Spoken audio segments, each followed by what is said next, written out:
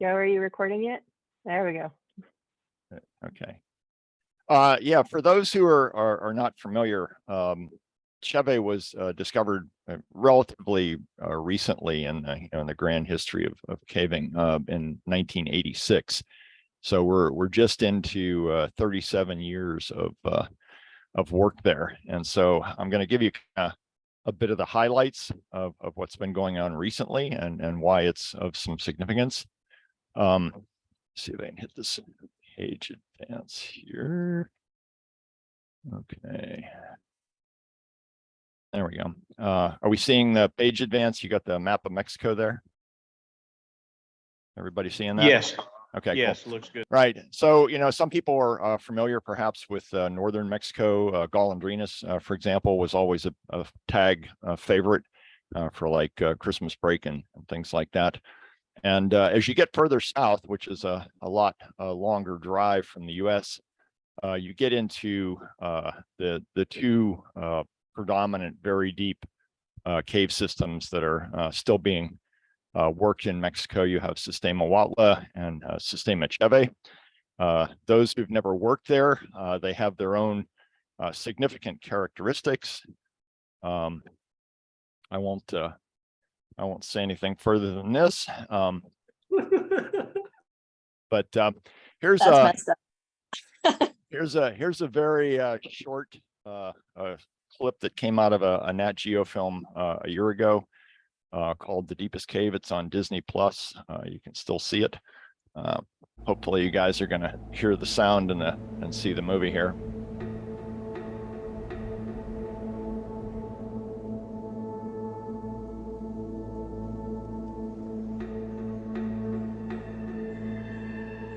I received a phone call in January of 1988, and they said there's an amazing new discovery in the Sierra Juarez Mountains of eastern Oaxaca, Mexico. By the end of that brief recon, we realized that we were onto something. The scale of which is totally unprecedented.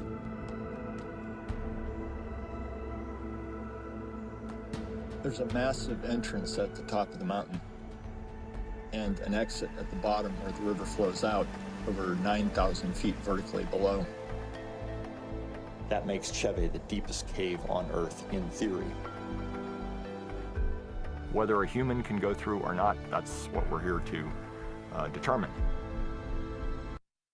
Okay, so there's the great music and sound and all that, and so now we get down to the details. We still got audio here, just so I don't go talking for an hour and not be sure. We hear you. Cool. Okay.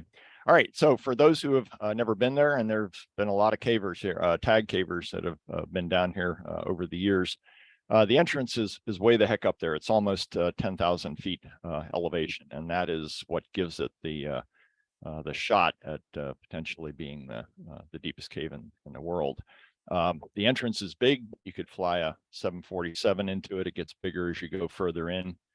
You can see daylight from over 600 meters from the entrance. It was used in ancient times, certainly more than 2,000 years ago, by the Cuicatec natives that inhabit this area. And there are still, you can see signs of altar areas. There was a major archaeological investigation in 1990 that removed most of the really obvious archaeological artifacts. But cavers are there because it's a big cave. And this kind of tunnel like this just keeps on going. It's big at the entrance. It stays big all the way down. By the time you get to about the 300 meter level, you're into the big shaft series. This is the elephant shaft, about 45 meters. There's just scores of these things. This is looking back up the same drop. It's fairly photogenic. But the bigger ones, for example, like Sac Newsom's well here, this is a 155 meter pitch. It's got 14 rebelays. We started pretty much rebelay rigging in Mexico in this cave in 1988 was when we really started doing this, kind of moving away from 11 millimeter and throwing the rope down the big drop. you can't really do the kind of things you do, like for example at Fern or Ellison's, where you have pretty much a free drop. It's all jagged rock, and you got to figure out how to keep the rope away from it. By the time you hit the 600-meter level, you're into reasonable water here. This is the salmon ladders. A lot of rigging that you perhaps would not see in tag, things referred to as taut lines, slack lines, like these here, where you're rappelling a line and then either a pulley or a cow's tail on the traverse line to get you down away from the water. Those are pretty frequent. This is the 800-meter level. It's the East Gorge. This is actually an older photo. This is an obsolete route now. Back in 2020 or 2019, a giant overhead borehole was discovered that's dry, and so you miss all this water. The thing about Cheve, and in particular a new cave that was discovered right beside it called Peña Negra in 2017, is that the tunnels are really quite enormous. This one is the beginning of a tunnel that is 60 by 60 meters in the Peña Negra section, and hopefully we will be able to play this video here to give you an idea of how big this thing is. What's up? This is Morgan, and this is what 1.2 kilometers of borehole sounds like. Woo!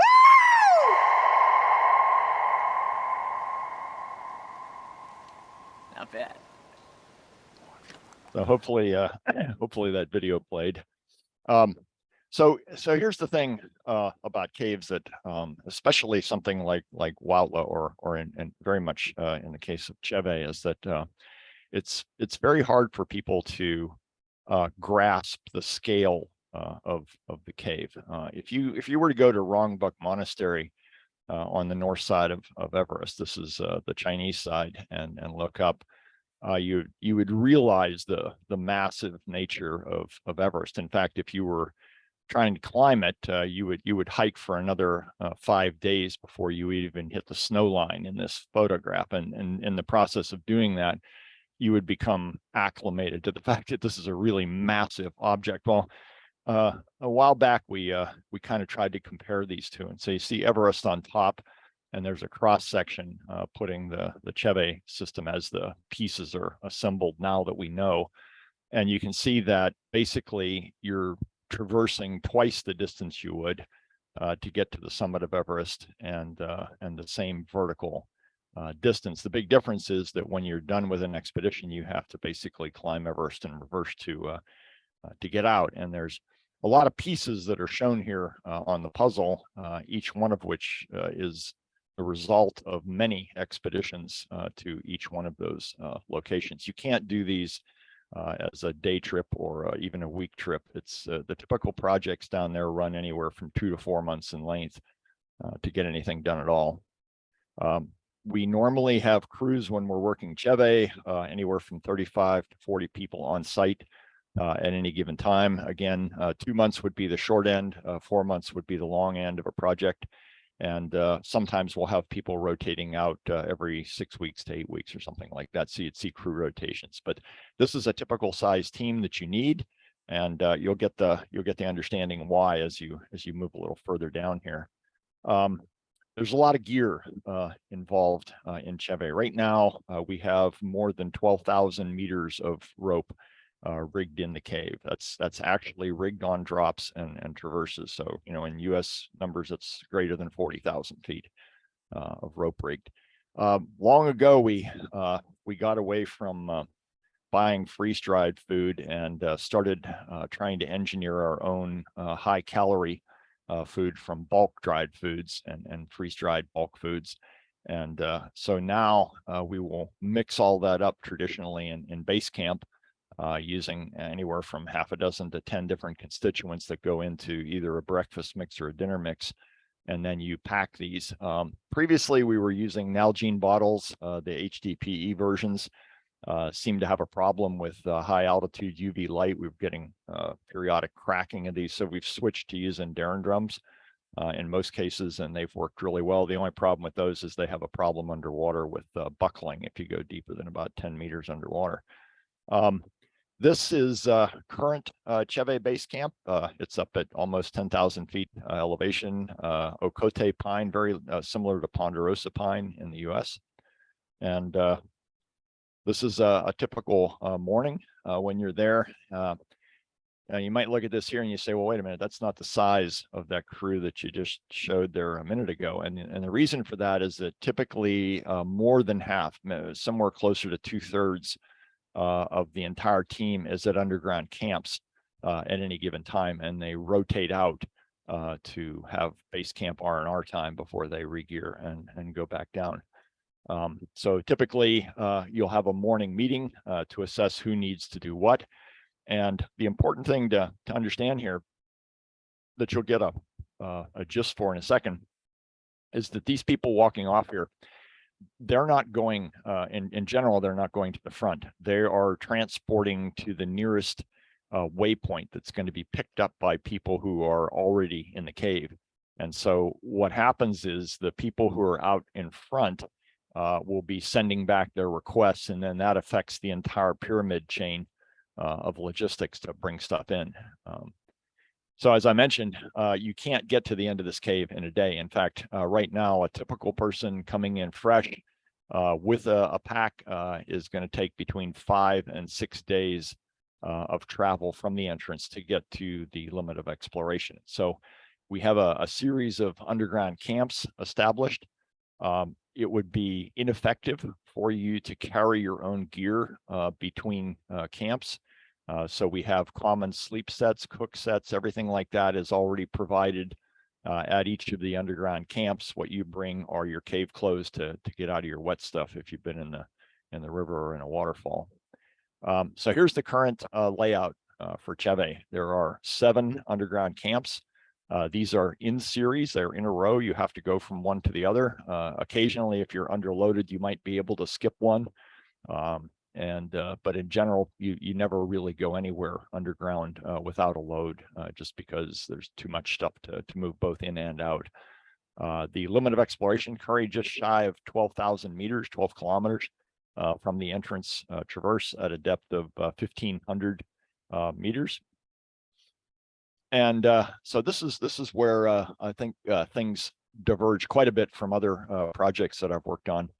In order to coordinate all those groups, those 7 underground camps, you have to have something other than just sending a messenger. It would never work. There's just too much time delay between them. So working with Brian Pease up in Vermont, in fact, I've worked with Brian for over 30 years now. Brian came up with a new version of an earth conducting phone system. That's the one on the left over there. It's a single wire system. And so right now we have something like, I believe it's 17 kilometers of phone line in the phone system in Cheve. There's part of it goes into the Peña Negra branch. The main part of it goes all the way to Camp 7 in Cheve. And then there's about a kilometer gap from the entrance over to base camp. And so every morning you have a meeting. The other new piece of tech that came in 2021 was a single wire in-cave modem. And so we could connect that to a tablet and upload digital survey data. And we can talk about that later. So this is a typical morning, 9 a.m., 9 p.m. Are call-in times for all the underground camps. Somebody keeps track of who needs what.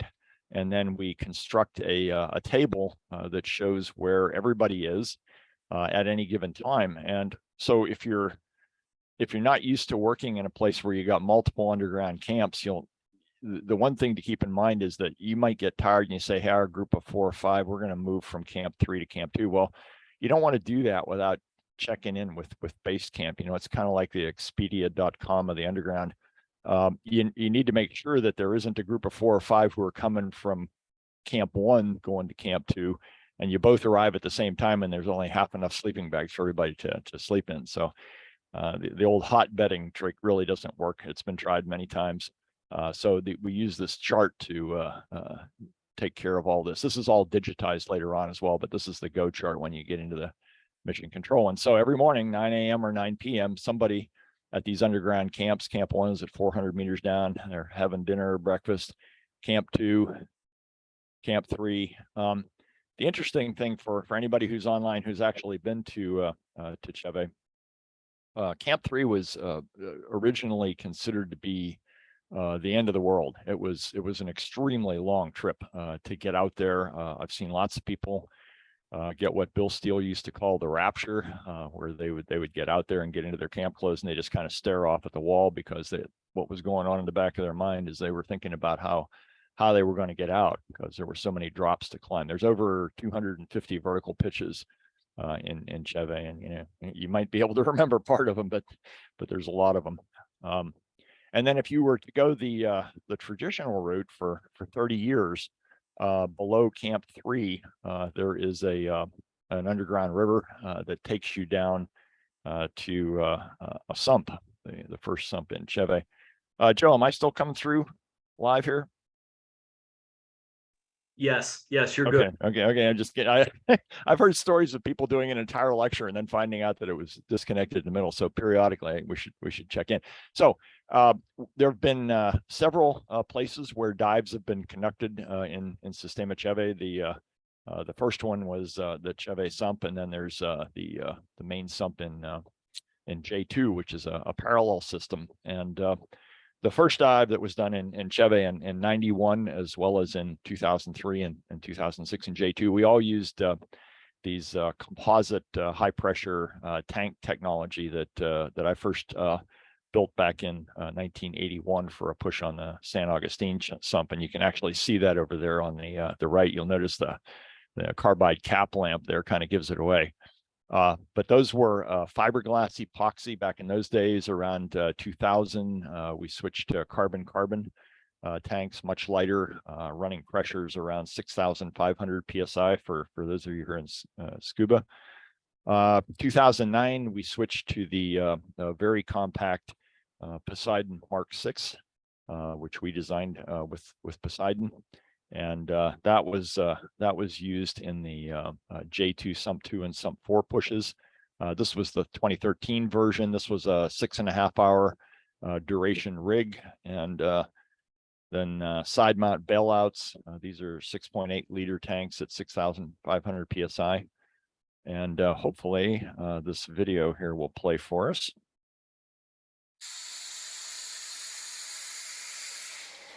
Yes. Good. So the thing to note here is, number one, there's no bubbles and it's quiet. This is Phil Short, and you notice this gigantic bag to the left there. That's what we carried all of our camping equipment, food, rope, additional diving tanks. The other thing here is you'll note that he's pulling on a rope. Normally in cave diving, you don't do that, but to assist with getting divers through with heavy equipment, we put a 9mm rope through. This 240 meter dive reaches 12 meter depth. And he's just coming up the sand slope on the far side there. And then you hear the bubbles. That only happens with rebreathers when you're coming up to the surface because the bags are all expanding, but otherwise there's no bubbles. Okay, so that was 2013. 4 years later, there was a big effort to go back to the Cheve sump and give one last effort at a breakdown pile beyond sump 2. So sump 1 is 140 meters, sump 2, 280 meters. And then there was a breakdown, and that for 30 years was the end of Cheve. And so this was the last big effort to try to get past that. We had 9 divers that actually went through, about 4 at a time. It's Vitek Hoffman from Poland. And so you can see here the first dive, 140 meters, and then you hit about 1 kilometer of heavy water cascades, takes you down to sump 2. Sump 2 is 280 meters. And then there's this breakdown pile at the end in which we mapped about 200 meters, but never found a breakthrough. And within that, the middle of that, there was a hammock camp with 4 hammocks rock bolted to the walls, about 0.5 meter above the river. So when you were sleeping, you didn't want to roll out of your hammock. And here is a video of the final push through sump 2.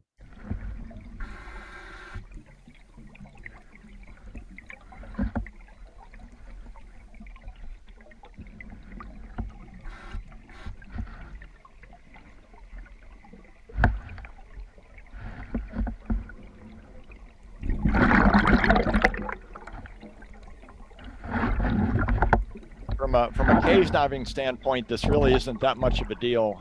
280 meters is not that long. 12 meters depth is not that long. But when you consider where it's at the previous end of Cheve with about 1,600 meters of rock over your head, that kind of gave it a different perspective.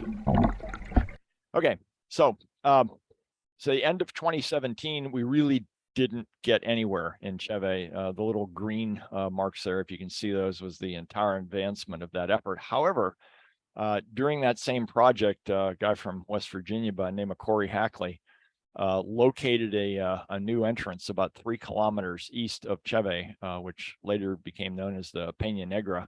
And in a very quick order, almost 3.5 kilometers of borehole were found in there. And that was the interesting thing, the diversion. But it turned out what the most important discovery of the entire expedition was this little red circle that you see down here. People who were de-rigging that roughly 800 pounds of diving equipment from the sump were coming back up from the left over there where it says Nightmare Falls. And when they got to this wide junction in the stream passage, they were carrying too much load and not really paying attention to where they were going. And they ended up going left instead of right, which would have taken them to the ropes to get out back to Camp 3. And they ended up going up this tunnel and realizing that they were in a place that they weren't aware of and they didn't think anybody else had been in before. And they dropped their gear, did a couple of climbs, and they got to this place called Gone with the Wind. And hopefully this video will play here.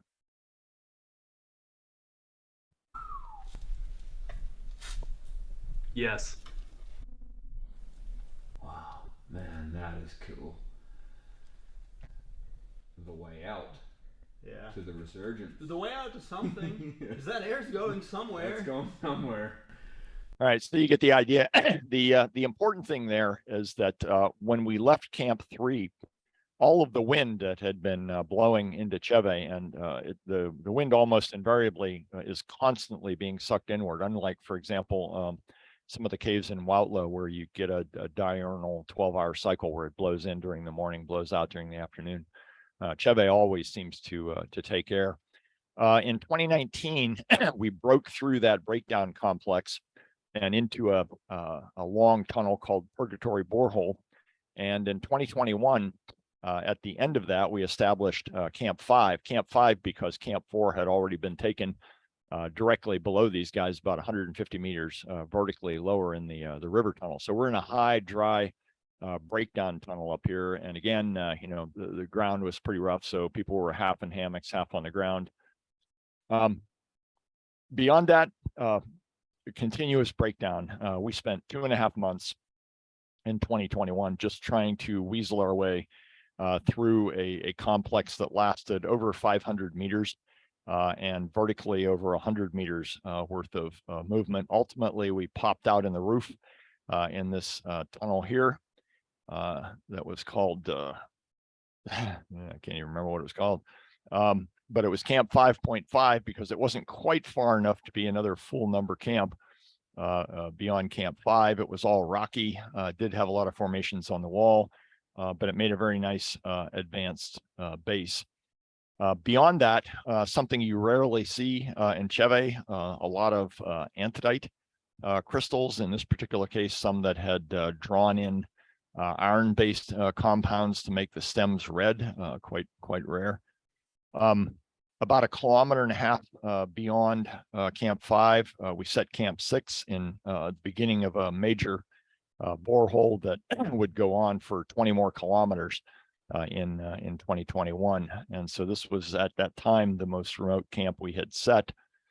From there, we marched into chamber after chamber. This is called the Dream Theater. And the other problem is that the tunnel started to get so big that people would actually get turned around in them. And so we had to start building meter-high cairns with flagging to make sure people knew where the heck they were going. So to just give you an idea here, this is a tunnel here called Shining Path, about 60 meters tall and 15 meters wide. That breaks out into an even wider borehole, which then opens out into Harmony Hall in this particular case, 60 meters wide, 75 meters tall. And this was the point where the cave suddenly closed down. And there was a tiny little sump with a little stream going into it that was obviously not the Cheve River. And so a couple of people took out scurrying lights and some cave diving lights and spotted what they thought on the roof was the continuation of the tunnel. And so you can see here, this is Katie Graham from Canada on the left there, and Colin McGee putting up an aid climb up this thing. It turned out this was a 75-meter dome climb to get up to what apparently was the continuation. You can see the kind of the saga going on here. That last slide was what is step 3 of that climbing process there. So Katie was at the bottom of that yellow line and Colin was at the top. And then he managed to traverse over and pendulum to a ledge because they realized when they got up there that they had missed the actual hole by about 40 meters. And so they had to traverse over, and they gave up at the bottom of that pink arrow. And then myself and Gilly Eller came back for a 7-day push from Camp 7 set in that chamber. We scaled up the line marked 5, and then 6, 7, and 8 were all extremely overhung bolt climbing there. It took about 4 days to get up there, and then we discovered to our dismay that it was a flowstone block tunnel. And so that led to a great deal of consternation and pretty much the end of the project that year. That was a 4-month expedition. This is the plan view here. Everything in red was discovered during that year, 20.6 kilometers of mostly borehole. Here's a side view in profile. Probably the most interesting thing about this here, if you look at the blue lines terminating on the left over there, it says sump 2. And then you'll notice 2 layers of red lines going up above that in profile. The distance vertically between the sump 2 tunnel and the top level tunnel beyond the steep is 300 vertical meters. To put that in perspective, that's the height of the drop in Golondrinas, for a very big pit. And so there's a lot of vertical going on here that nobody ever expected from this cave. Just to give you an idea of what it took to get out there. When we were working from Camp 3, a typical push in Cheve would be maybe 10 days, maybe 12 days. When we finally got out to working at Camp 7, the typical run was somewhere between 25 and 30 days for a person to be in the cave without seeing sunlight. And it was not like it was made up time. When you see these little vertical jogs, that means somebody's carrying equipment or food further down into the cave. And so you're staging in preparation for a push with a lot of these little zigzags, and then finally you move down to the next site and then do your work, and then you get your whatever it is, 2 or 3 days at the front, and then it's this massive exodus to get back out and move towards the entrance carrying equipment and debris and stuff like that, trash, everything goes out. To put this in a slightly different perspective, here is kind of an estimate for what it took to put 3 people at Camp 7 for 3 days. So basically 176 person days of effort. And you kind of see the breakdown there, starting at the entrance, 50 loads going from base camp, not all in shot. These would be more like teams of 3 to 5 that would be carrying things down. So 10 of those to get you to the 600-meter level. Camp 2 would come back, move things from the base of Sac-Newsom's Well to Camp 2, from Camp 2 out halfway to Camp 3. Camp 3 would then come back and fetch those, and so on down on the line. So to give you an idea of the fact that this is a real thing, there was an incident that occurred at Camp 6 where they ran out of Snickers bars, which were in high demand. People liked the chocolate, and so they called up the base camp on the phone, and it took 9 days for the resupply, which included some Snickers bars, to make it to Camp 6, at which point the crew that was in there had run out of food and had to leave the cave while the replacement food was coming down the pipe to them. And so there was a lot of speculation that it would become eventually impossible to to actually supply a team at Camp 8 or Camp 9, purported hypothetical camps out beyond Camp 7. And so there were questions about what might be done. A couple of things that were kind of clogging the whole works were the fact that anytime you had batteries that had to be charged, whether that was your headlight batteries or whether it was drill batteries or cave diving batteries, anything of that nature, they had to go all the way out to the surface to a generator. So we tried bringing a micro generator down to Camp 3 in 2021, and that actually worked. It turned out that it was about 4 times more efficient, and just in terms of weight transported between the entrance and Camp 3 over taking batteries all the way out to be charged and bringing them back in. So it was kind of pointing in the right direction.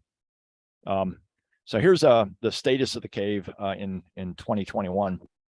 The little blue and purple circles are sumps, just to kind of give you an idea that a lot of these passages do stop at underwater tunnels. In some cases, like J2, there are tunnels you see going beyond them.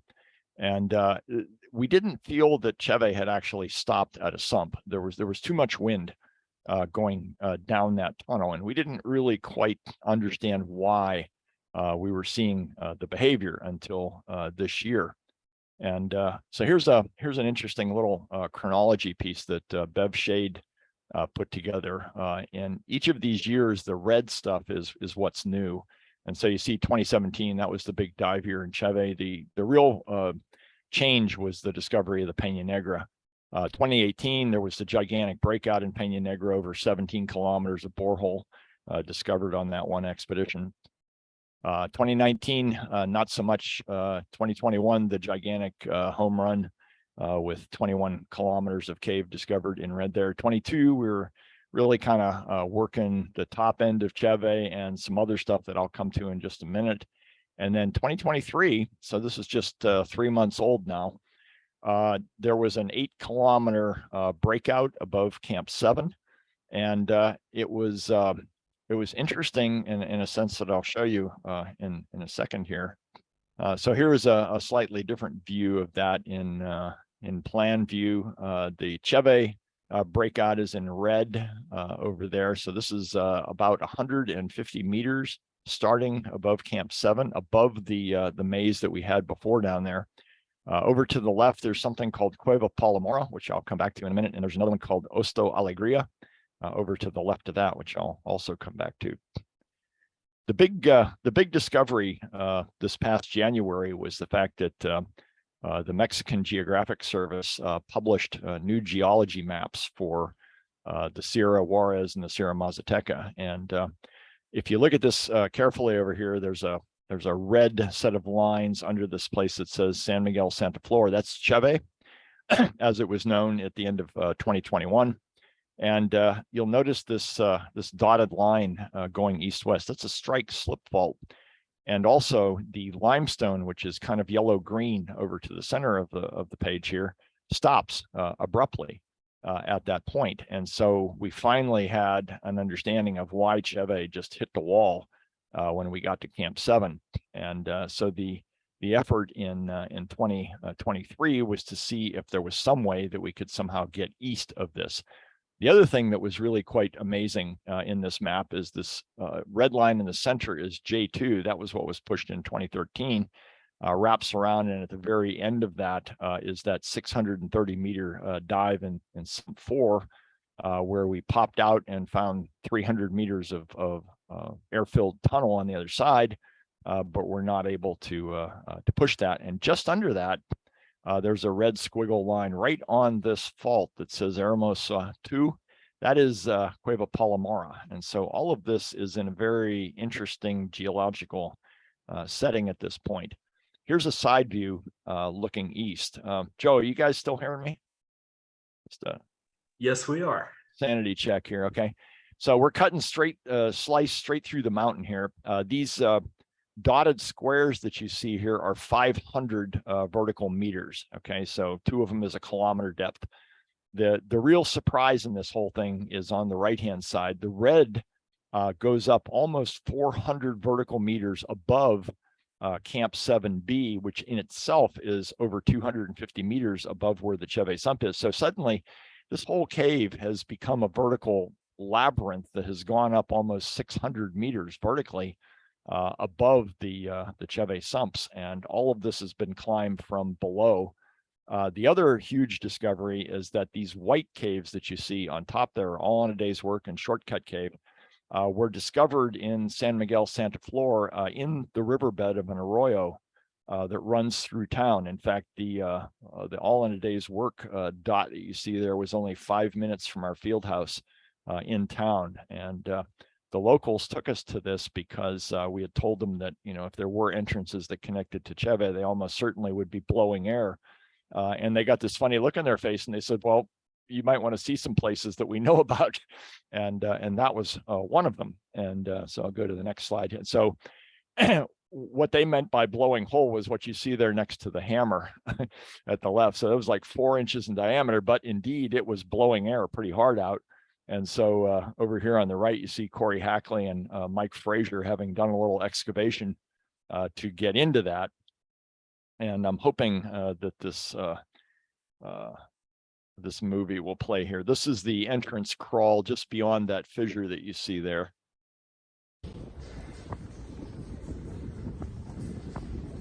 Good. This is pretty close to white caps.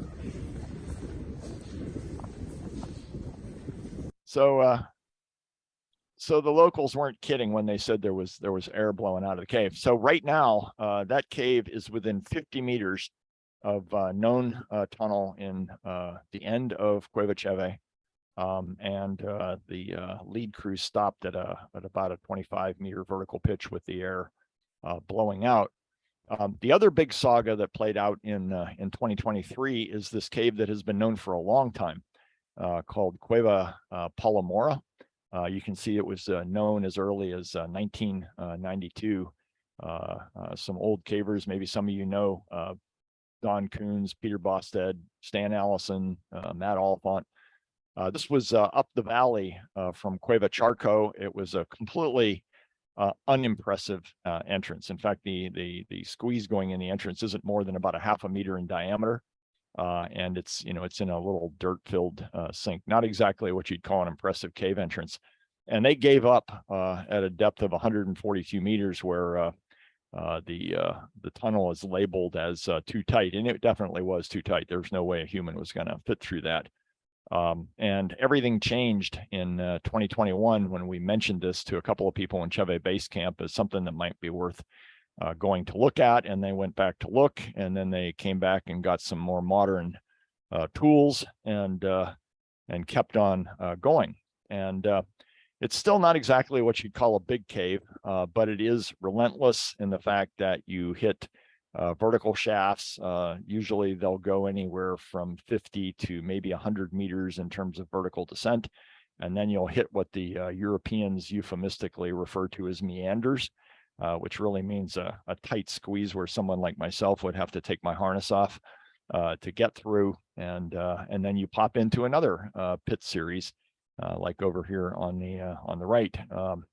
Unlike Cheve, it's quite warm because the entrance starts almost 1,200 meters vertically down the mountain from Cheve. And so someone like myself, normally I'd be wearing a full jumpsuit in Cheve. Down here, I've got like AV pants and a t-shirt on to keep from sweating too much.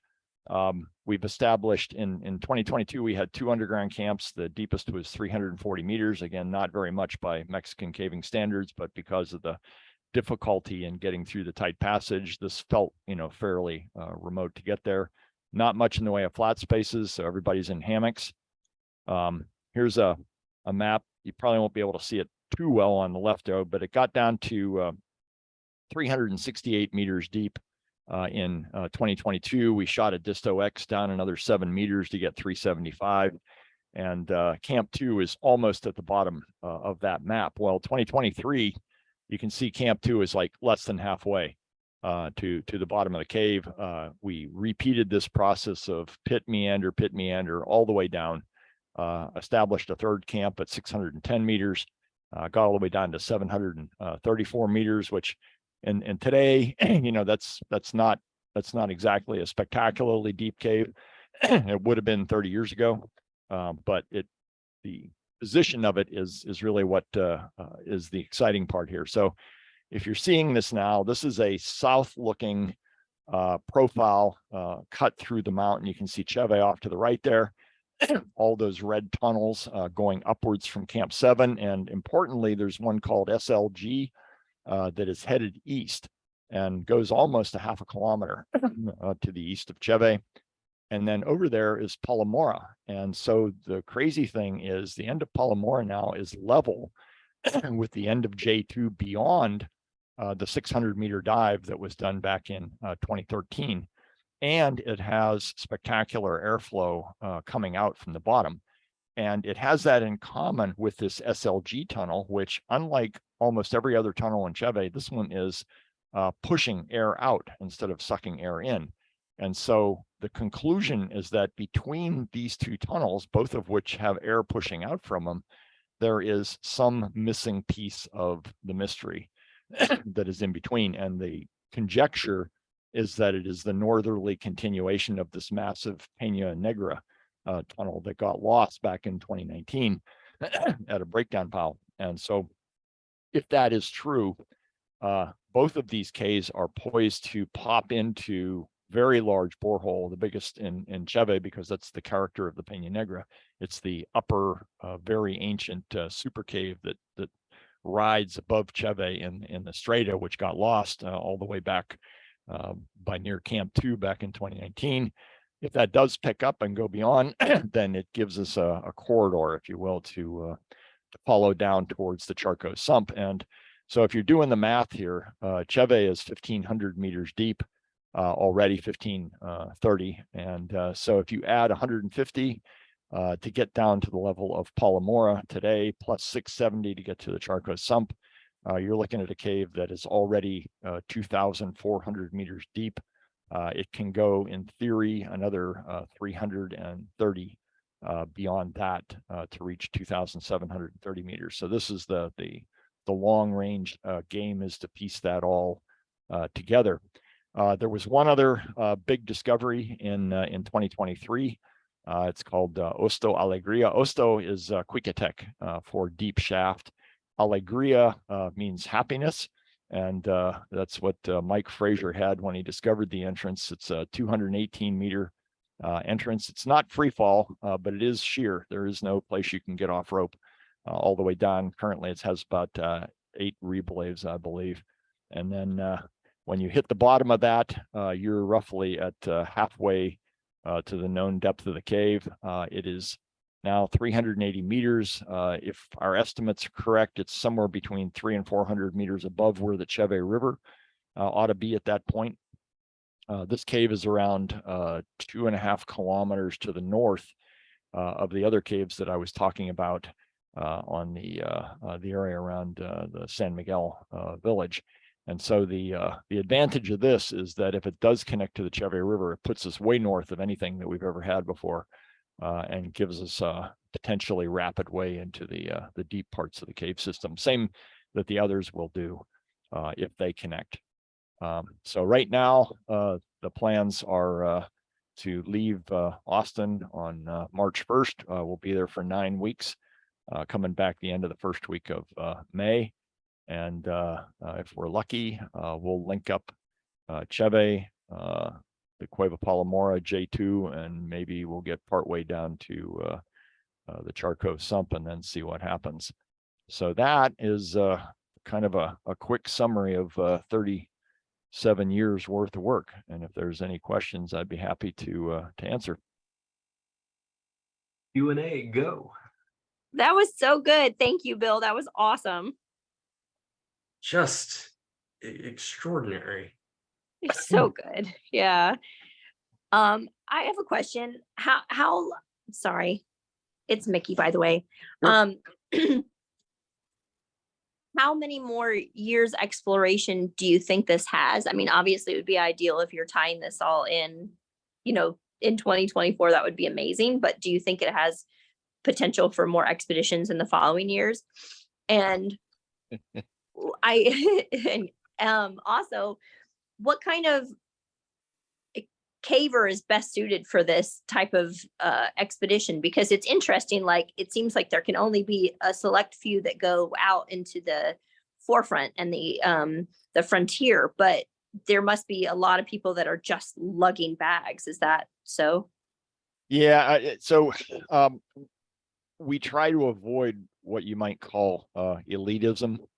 There are definitely different levels of skill. There are certainly some superstars that are involved, and it's tough to keep those people back. But we do have a generalized rotation system, and you can't spend the entire 3 months or 4 months out at the front. Eventually you're going to get burned out. And so we try to migrate those who have the interest and the fitness. And so kind of answering your second question, basically coming into this, the two important things that you have to have, actually there's 4 things on the list, right? So the one is technical skill. And in this particular case, perhaps unlike tag, Cheve is rebelay intense. And so you need to be fluent on rebelays. The other one is, and this is just generalized logic, right? We need people who are safety conscious, because an accident in a place like this is, you'll nuke the expedition, just because everybody on the expedition would be involved then trying to get you out. The third one is, understanding that this is a team effort, not an individual effort. And so we look for people who are motivated to see the whole group succeed as a whole, not be, some spectacular star in there for their own benefit. And then we do have a fourth one, and that is, you can't be an asshole. But that's I'm out. Sorry. That's a general one. But now to answer your question, the two big ones are you fluent at rebelays? Anybody who's a tag caver could do these caves, but because they are rebelay rigged and they do have some technical things like taut lines, slack lines, and a few other ones like that, you have to know that style of caving. And we have a course in base camp for anybody who's ever been to Cheve. You know this. It's a rebelay test that we have. It's actually published. If you go to usdct.org, there is a download page, and you can free download 6 books that have been written about Cheve. And in there is a map of the rebelay test and how to do it. I saw it in the movie. Yeah, exactly. Yeah. So that's the important part. And the second important part, which is, it's an interesting thing because most people don't think of this, to work at a place like Cheve. And I don't take this as wrong. If you want to learn how to cave at Cheve, going to Watlow is actually a pretty smart move. Because it's a lesser objective. Okay, the people who go to Watlow are just as technical. The difference is that the objectives are highly distributed over there. You can do day trips. You can go in, and most of the underground camps are less than a day from the entrance. So it's a good place to get used to what this means. The thing about Cheve is that the place where the stuff is happening is so far from one entrance that it takes an entire team to get out there. And so to answer, that question about, it's really about consistency and having the time. And so we usually have a 4-week minimum participation time. So you have to say, is this important? Is this something I really want to do? And then, talk to your employer or whoever and decide that you're going to do it and work it out so that you can be there. And we will typically write letters to employers and things like that to get people to be able to come. But you need to do that because unlike weekend caving, for example, where you can stay in shape and things like that if you're caving every weekend, but down here you go straight to 10,000 feet. You've got an acclimatization problem. It's a cave that you've never been in or don't know. You don't know where every hold is or where footholds are, which make you efficient. It takes time to become knowledgeable and productive on the team. And then by the time you do that, if you only come for a week or two, just when you're getting proficient, you leave. Right. And so you really haven't done anything of note for the expedition. So the longer you stay, the more effective you become for the expeditionary team, the more it helps to actually, to achieve the goal. And and I think everybody who's ever worked at Cheve has remarked on this fact that it's a very focused endeavor. You know, you see that picture with, you know, those 40 people there in the Llano. Every one of them was needed. You know, they were doing something, you know, and so even if you're not like, you know, the superstar who's going to be at the tip of the spear, guess what? There's all kinds of stuff that has to be moved back and forth between all those camps before you get there. So Yeah. you could go down there, you know, and the first time you ever go, well, if you got to camp 1 or camp 2, you know, you might feel really good about that. You see some new caves, some spectacular stuff. You know, the next time you might try it, you might get to camp 3, camp 4. Most people don't come in with the expectation, if you've never been to Cheve, and say, you know what, I'm going to go to camp 7. You know, it's not a realistic expectation. You know, it's like you saw there in that little time chart. You know, it's a month commitment just in the cave to get out there and do it. To go back to your other question, this is a multi-generational project. I don't see Cheve ending in the next 30, 40 years. Oh, that's awesome. That's we great might, news. we might make, you know, some significant depth extensions, you know, in the next 2 to 3 years, but the complexity of the cave is growing stranger every year. Cheve is right now 88 kilometers long. And to put that in perspective, in 2017, it was only 26 kilometers long. So Wow. in the last 6 years, we've added over 68 kilometers of cave to this system, and it's getting, you know, more interesting as it goes along. And so, you know, if you or somebody is interested in this kind of stuff, Bev Shade out in Durango usually does most of the personnel handling, and you know, express an interest or find somebody you know who's been there and talk to them about it. And again, it's the issue of you know, how much time do you got to dedicate to being a semi-professional caver on an expedition, you know, and you know, even if you only do it once, well, it's going to be a memorable you know, journey. Bev Shade, you said. Yeah. All right, cool. Well, thank you so much. That was such a great presentation. Thank you, Bill. No, thank you. Hey, can you hear me? Bill Stone, can you hear me? Oh yeah. Yep. This is Pat Cambyses, and I remember that name. you remember this name, of course you do. A great presentation. So my question is, do you like expect to come up in Cueva del Mano at some point, or like where do you think that you're going to make the connection to make it the deepest? So we don't have to go to Mono to be the deepest. If we get to the Charco sump, it's game over. The thing that, you know, everybody here is a caver, so you understand the game between water and wind. The thing that stumped us for almost 30 years was the fact that we lost the wind beyond Camp 3. And it was one of those strange things where, how do I put this? When the guys in 2017 made that mistaken turn and found this blowing air tunnel, to their absolute amazement, they found a survey station nearby, which was BQ-36, and they came out to base camp, and Yuri Schwartz was the guy who was with him, and he says, you know, there was a strange number down there, BQ-36. And I says, really? And so I went into the database and I said, I can't imagine who the heck would have been back up there. And so I dug up the database, pulled up that survey, and I sat there staring at the top of the list. The surveyors in order were Don Coons, Matt Oliphant, and me. In 1990, almost 30 years earlier, when we were obviously young and dumb and did things like climbs like that without a rope.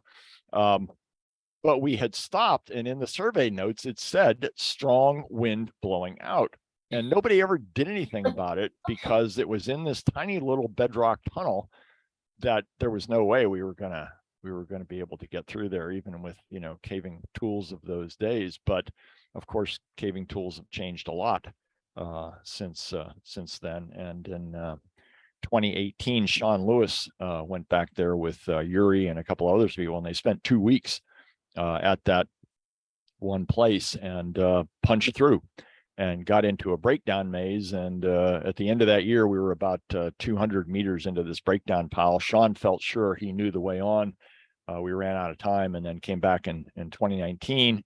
And that's when Corey Hackley, Vitek Hoffman, and Sonia Hoffman got the rest of the 500 meters into Purgatory Hall. And that was the key breakthrough that found the wind and took it onward. So right now we've got this complex situation going on where if you're at Camp 6, and it's a pretty big tunnel, it's maybe 15 meters wide and about 8 meters tall at that point. There is air blowing through there so forcefully that if you hang a 2-meter piece of flagon tape where it goes up into the next breakdown chamber, which is the Dream Theater, it's actually blowing 45 degrees uphill. And this 2-meter piece of flagon tape is flagging uphill at 45 degrees. So there's a ton of air moving through this thing, and then you lose it right there in that final chamber at Harmony Hall. And so that was kind of one piece of the puzzle. And then this year there was this breakthrough. It was again Corey Hackley and Sean Lewis found this easterly tunnel going east of Harmony Hall. And in this particular case, the air was blowing out. So the question is, why is the air blowing out? And what happened to the air, at Camp 6? So there's a couple of possibilities there, but the one that seems most logical is that it's receiving air from the Peña Negra master tunnel. And if you look at the new INEGI topographic maps, which Marcin Gala has been putting together on GIS for us, the end of the Peña Negra big tunnel, which is what you see in this final slide here, by the way, that's Sean Lewis in the Cayes de Papalo tunnel of the Peña Negra. That ends in a big breakdown pile, and the air is flying into that breakdown pile. And we just could never figure a way out of it back in 2019. And then there were reasons to go all the way to the north of the cave after that. Well, the new topo maps show a string of sinkholes from that point on the surface straight down to that Hermosa 2 fault, which Palomora is on. And so the conjecture is that that tunnel continues, the one you see in this image right here, continues on down towards Palomora, and then hopefully, on the way down to Charco. After Charco, if you look at the gradient and the rock, it looks like maybe there will be another 150, 160 meters worth of vertical that you could gain beyond there, maybe as much as 200. And then to that you can add on the underwater diving at the Resurgence.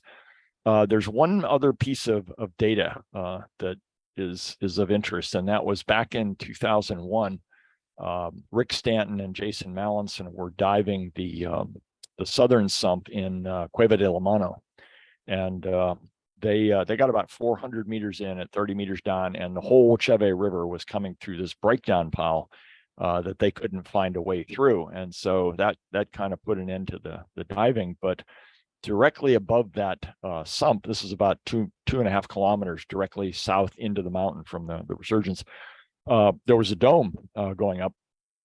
And ultimately, Bev Shade, myself, Marcin Gala, Kasia Bernaka bolted 105 meters up that dome, and there was a tunnel going off that ended with some boulders in the ceiling, and out of that boulder ceiling was a fairly strong breeze coming out of it. And so this would jive with the general direction of airflow in Cheve. It wasn't the kind of gale force wind that we were seeing at Camp 6 in Cheve, but what we're seeing on the surface from San Miguel, Santa Flora, and down into the valleys is that it's like the pressure head that is in Cheve, now that the overburden has dropped almost 1,100 meters, it's finding ways to get out of the cave. And so you're seeing air blowing out of these little holes left and right going down that valley. We were never able to piece that puzzle together,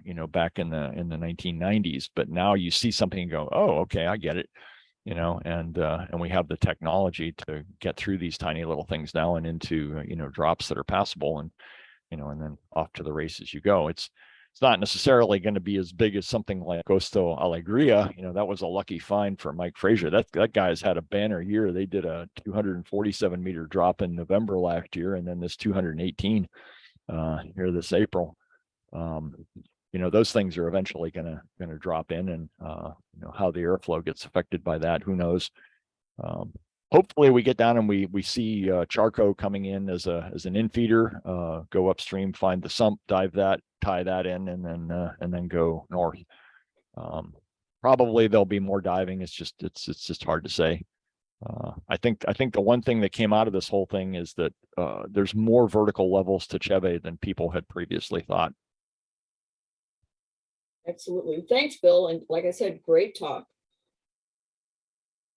Hey, Bill, I agree. This has been fantastic. I noticed a couple of masks in your pictures, and I was wondering, how has COVID affected your expeditions, and what COVID precautions have you taken, especially like this year?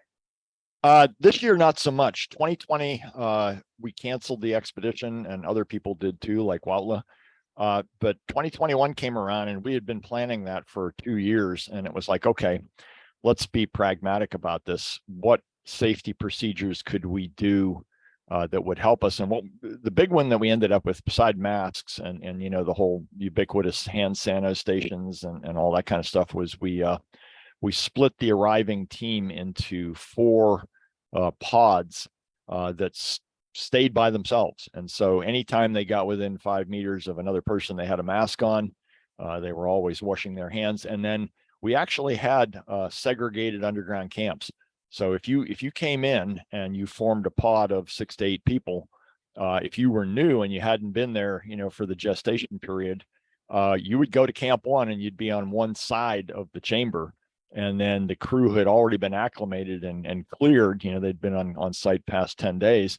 They could then take their masks off and go further into the cave. So that's kind of how we managed it. And knock on wood, not a single person on the team got sick, not even in flu or cold-like symptoms. And so, the masks and the hand cleaning procedures probably helped us a lot, just in, general cooking, where, I know in old days in Huautla, Bill Steele was around for some of that kind of stuff, where somebody would get dysentery or some flu or something, and, they'd cough into the big, dinner bucket, and that's it. Within a day, everybody had it, and so the idea of, wearing a mask if you're cooking is not a bad one.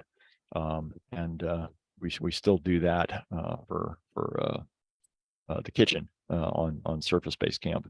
But yeah, we got a lot of flack actually in 2021, people saying, well, you shouldn't go on this expedition, it's irresponsible and all that kind of stuff. Well, we actually wrote a protocol. It's about 5 pages long, and if anybody's interested, you can actually download it. It's in the 2021 expedition report, and it worked. It was isolate the groups, make sure that they weren't gonna get it, and after they were gestated and cleared, they could go to the deeper camps and not have a risk of contaminating anybody down there. So that's really impressive. I imagine a COVID case at depth would be a real problem. Yeah, I mean, we had some of the early COVID tests, and we used them once.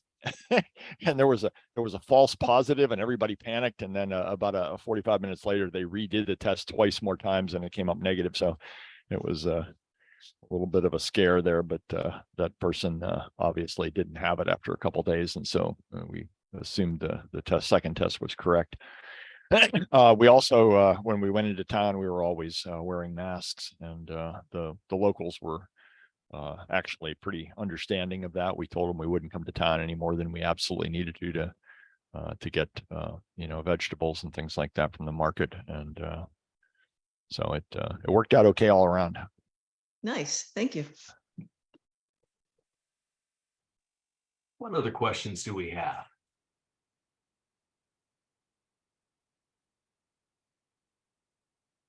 Any other questions? If there aren't, I do have one more, and that is, what is your focus for 2024? Where do you think the most important work is going to be?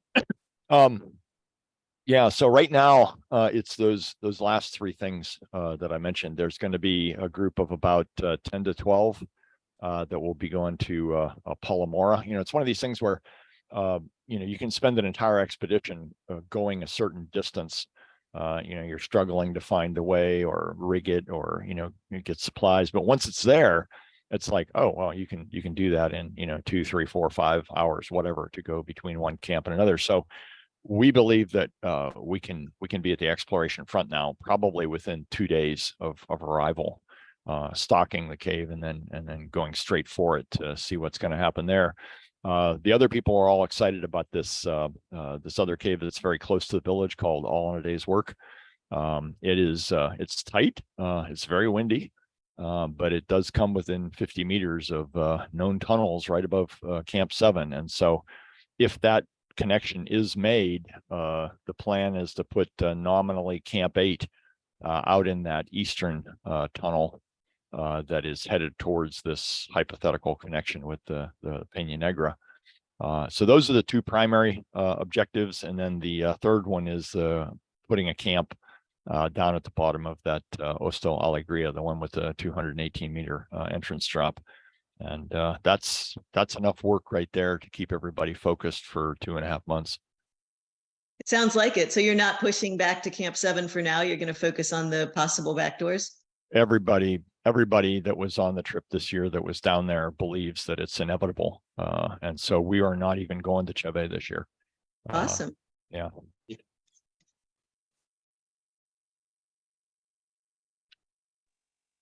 What other questions do we have?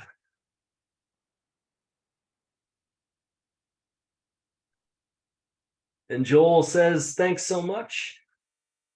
What the heck? I keep trying to respond to somebody. It's not working on the chat. Anyway, any other questions for Dr. Stone? Going once?